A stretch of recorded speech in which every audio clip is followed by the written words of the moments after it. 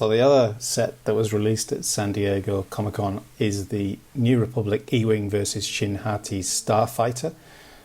One of these double packs, obviously getting real popular. We had the A-Wing versus the TIE Fighter way back when, and then this year this is our second one already. Good set. The box art makes that E-Wing look better than I think it is when you see some of the other shots. Cracking lineup of minifigures on this one, which we'll cover in a minute. And you've got the Starfighter at the back there with some nice, unusual, fresh colours getting used in the Star Wars universe. And there's that shot of the E-Wing from the side. Kind of in the box art, it looks very much like the Buzz Lightyear spaceship. On this side, it looks like it doesn't look good from this side, I don't think. And you can see the minifigures there, which we will cover in a minute. And the Starfighter at the back with the printed canopy, which is a nice little touch. Looks much better in that shot where the angle's foreshortened. Yeah, unusual. Printed canopies on both. Colorways are a nice combo as well, aren't they? Kind of the yellow and dark red versus the blue. Blue Squadron, obviously kind of famous in Star Wars mythology or legend or whatever you call it, canon. Obviously, they were part of the Battle of Scarif and then decommissioned after that. They appeared in the Battle of Scarif, and the Ghost was in that in the background. So there's all connected together in Dave Filoni's amazing world that he's creating. This shot shows something new, like a first, I think, for Lego Star Wars, which is the place to store the gun is actually under the seat. So you just lift that out, utilising that big depth on the side. And retractable landing gear, which... there hasn't been that since the 2018 X-Wing. Nobody's done that since then, so that's a cool feature. Be nice to see how that actually works when I get my hands on this one. And you can see kind of the nice tiling and stuff like that in the ship. Kind of, it's a nice build. The guns on the sides look a lot more stable than the X-Wings ones usually do, which is good as well. Stud shooters. These things are everywhere now, aren't they?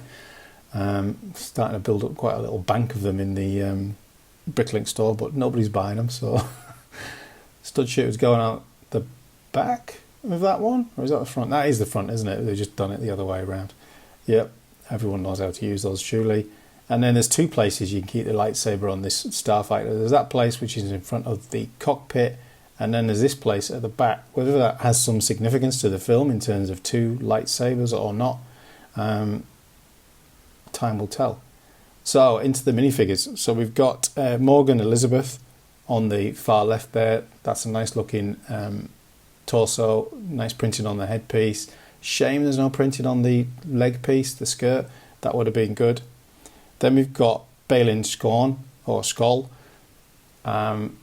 Sadly, the actor of that obviously passed away, but there he is in his minifigure, immortalised forever. Shame there's no orange lightsaber as there is in the trailers, but still going to be hugely collectible just because he's never going to appear again.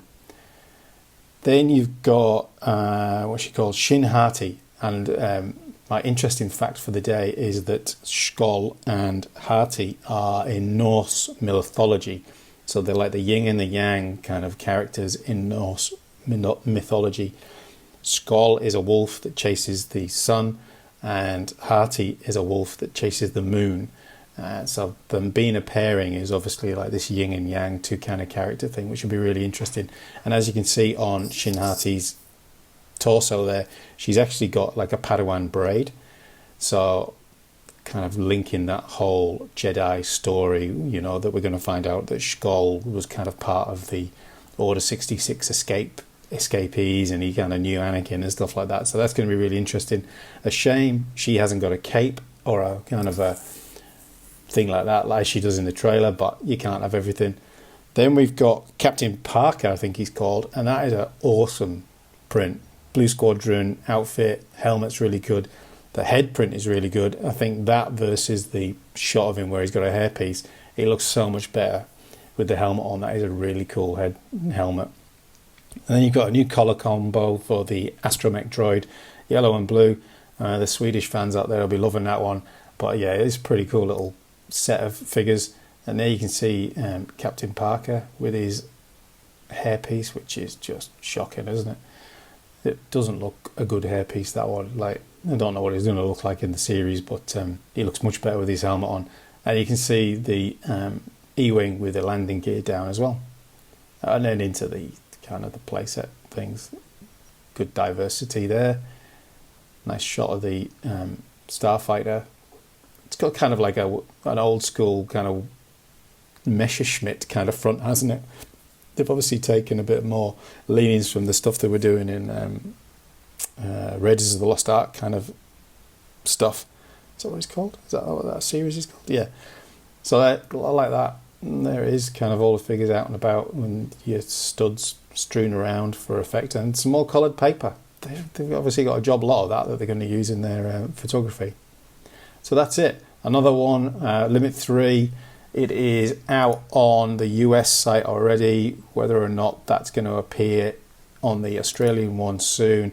Retailing for 110 in the US.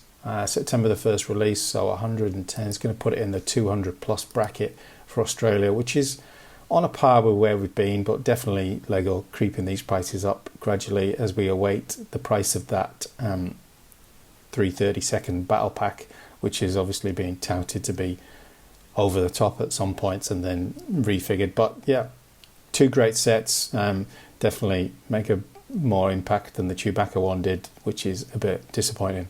If you like the video, give it a thumbs up, give us a subscribe. It helps with the algorithm as I push towards 3-figure followers on here.